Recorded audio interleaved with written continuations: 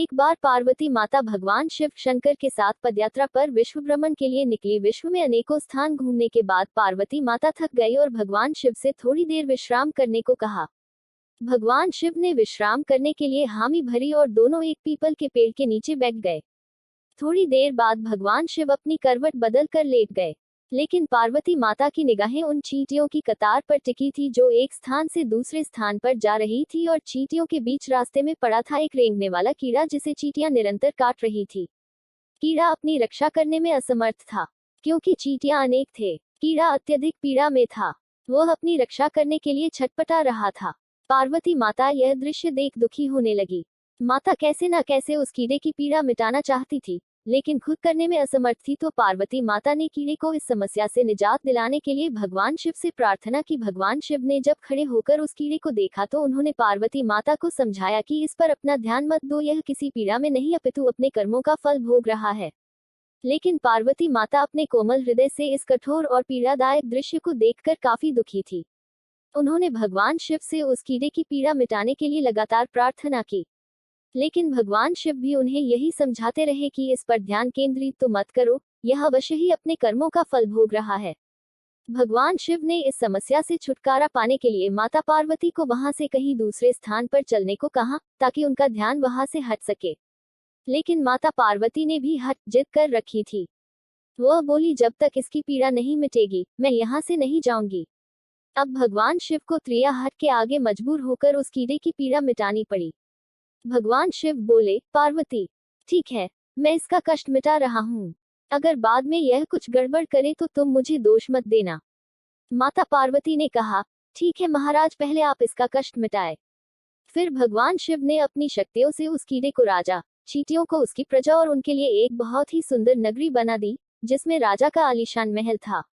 अब यहाँ से उस राजा की वास्तविकता शुरू होती है, जिस कारण उसे एक कीड़े के रूप में पीड़ा मिल रही थी।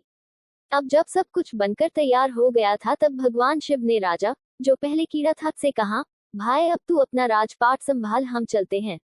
लेकिन राजा अपने व्यवहार से बड़ा ही घमंडी और एक चरित्रहीन व्यक्ति निकला। उसने माता पार्वती की सुंदरता पर मोहित होकर उनका हाथ पकड़ लिया और भगवान शिव का यह कहकर अपमान किया है कि तू एक योगी वन भटकने वाला एक साधारण सा ब्राह्मण, भला तेरे साथ यह सुंदर स्त्री कैसे रह सकती है? इसकी जगह तो मेरे महल में है जिसे मैं अपनी रानी बनाऊंगा। इतनी सुंदर स्त्री एक राजा की रानी ही बन सकती है, ना कि एक साधारण सी योगी की जिसे ना अपने आज का पता है ना कल का। अब मेरी बात सुनो और यहाँ से चुपचाप चला जा, यह तो मेरी रानी बनेगी।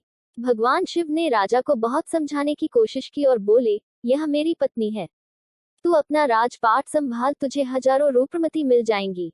भगवान शिव ने उसे खूब समझाने की कोशिश की, लेकिन राजा अपनी जिद पर अड़िग रहा।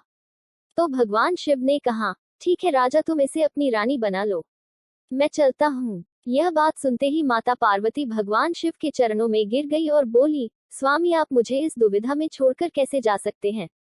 भगवान शिव बोले, पार्वती मैंने तुम्हें पहले ही कहा था कि मैं इसका कष्ट मिटा दूंगा, लेकिन बाद में अगर यह कुछ गड़बड़ करता है तो तुम मुझे दोष मत देना। माता पार्वती, हे नाथ मुझे क्षमा करें जो मैं कर्म सिद्धांत को नहीं पहचान सकी। अब मैं समझ गई, यह घमंडी और चरित्रहीन मानव अपने पिछले जन्म के कर्मों का फल भोग रहा था। इस क्रूर मानव ने अवश्य ही अपने जीवन में अनंत पाप किए होंगे, जिसका दंड इसे इस कीड़े के रूप में भुगतना पड़ रहा है। भगवान शिव प्रसन्न हुए कि चाहे पार्वती ने जिद करके ही इसका कष्ट मिटाना चाहा, परंतु अब वह कर्म सिद्धांत को समझ चुकी थी। फिर भगवान शिव ने अपनी शक्तियों से परिस्थितियां पहले जैसी कर दी। राजा को वही कीड़ा और प्रजा को वही चींटियां बनाकर उसके कर्म सिद्धांत को उसके हाल पर छोड़ दिया।